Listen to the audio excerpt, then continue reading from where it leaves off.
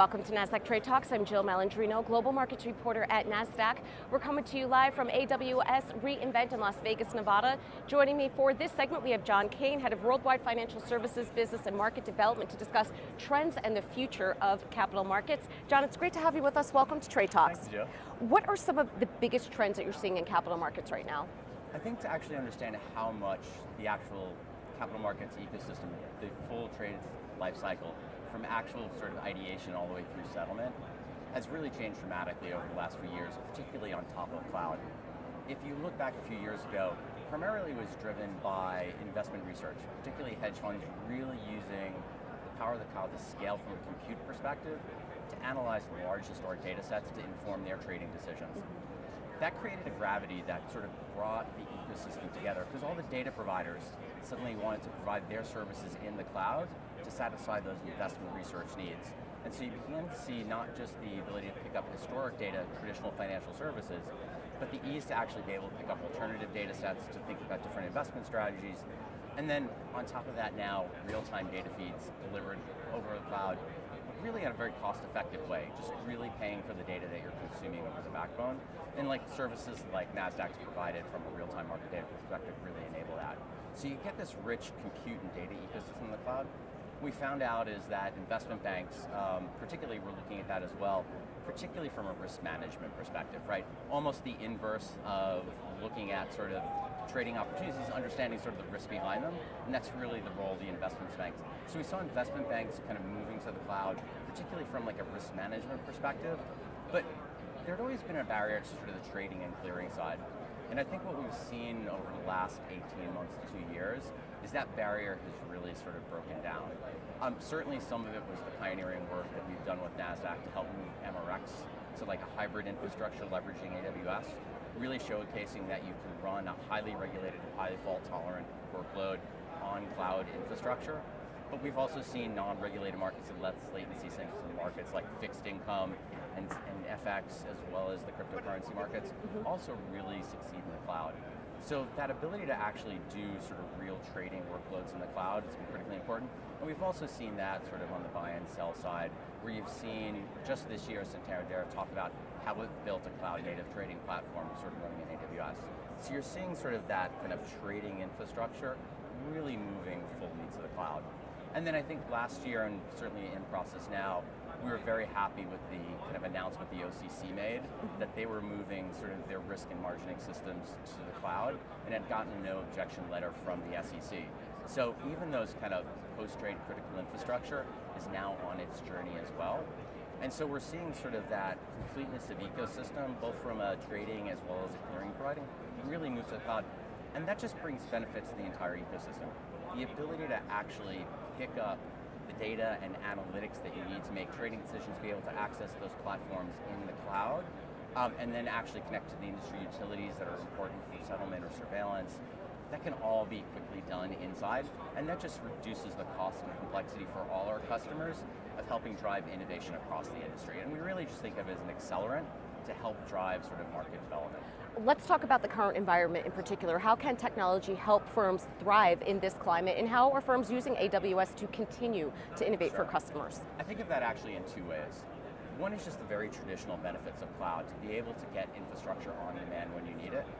The unique things about capital markets and financial services in particular, it's a very volatile environment. Like trading activity from day to day, depending on both the news, the time of day, what asset class you're trading, is dramatically different. And to make that decision as a firm to build out infrastructure in a 3 to 5 year investment cycle and hope that you understand what your demands are and build enough headroom into your infrastructure to support it, it's incredibly challenging for any firm, even more so when you have volatile dynamic markets.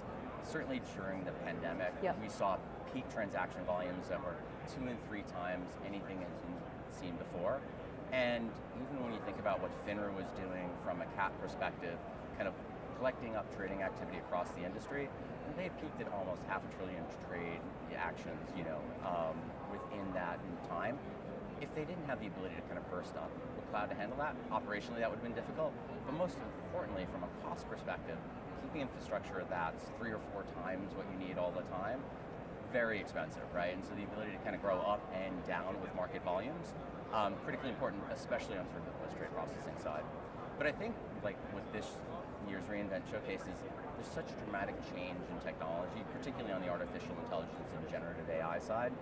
And being able to get access to those tools really is only effective in the cloud. It's really hard to imagine that any enterprise at this point wants to build out the infrastructure to experiment with foundational models, build out their own large language models, have the ability to sort of build those, put them in deployment, and then understand what their needs are going to be over 3 to 5 years, especially with the technology changing so rapidly. The ability to kind of get that new technology capability, whether it's in sort of the data or the analytics space, the artificial intelligence, Gen A space, it just allows a richer set of market participants to get access to leading edge technology. And we think that democratizes the ability for firms to kind of innovate. And we see ourselves sort of allowing that technology innovation to occur much more quickly than if those tools didn't exist in the cloud. Right, and John, you had mentioned that these tools are being used to predict what we may need in the next 3 to 5 years. So if you had a crystal ball, what does the future of capital markets look like? Well, that's interesting. I think really the things that we're seeing I think are most interesting is how much up the value chain, particularly in the data analytics space, that firms are going. I think as we've looked across our customers, you have firms that are very sophisticated in their trading activities, like large quantum market makers, that are actually rich users of technology. There are a lot of fundamental investors, right, that look at a more traditional investment approach, that know they've needed to become more data-oriented in their investment decisions. And what we've seen is a richer variety of data ecosystems, not just providing the data, but actually providing the analytics on top of the data that allow you to actually look at that data effectively to make more informed decisions, still taking a traditional approach from an investment thesis perspective, but having greater data to do that. I think with the changes, particularly from the generative AI, the ability to kind of pull in multiple data sources together, you're going to see the ability to access ever wider data sets, just easily accessible to humans, right? We're already seeing our customers be able to use those technologies to like write human queries like, hey, show me the performance of this basket of stocks versus this basket of stocks if interest rates are over this.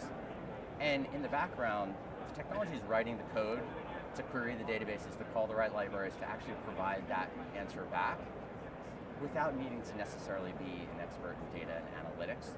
So I think the availability of those tools to a wider set of investment professionals is going to rise. I also think from a back office perspective, so much of the innovation that will come from optimizing all those trade paths. I was in a great talk with Verafin folks from the AML side, and it's very much a little bit like we see on the market surveillance side. So much of looking at markets and analyzing what's going on requires pulling together a large set of data together to form an informed view.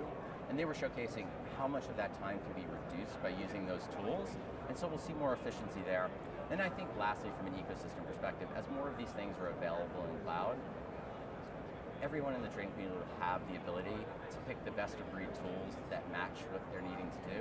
And I think even particularly what we've seen from Nasdaq on the market technology side, the ability to get sort of the right surveillance platform via API, kind of cloud-based, looking at sort of the right trading and clearing system, and really get them delivered as software as a service, a little bit like AWS develops technology on demand, callable via API. We expect ever more financial services and platforms to be delivered that way. And what that's just going to do is speed the pace of innovation for everyone. And we're happy and excited to support all our partners in that effort. All right, John, we appreciate the insight. Thanks for joining us on Trade Talks. My pleasure. And thanks for joining me from reInvent. I'm Jill Malandrino, Global Markets Reporter at Nasdaq.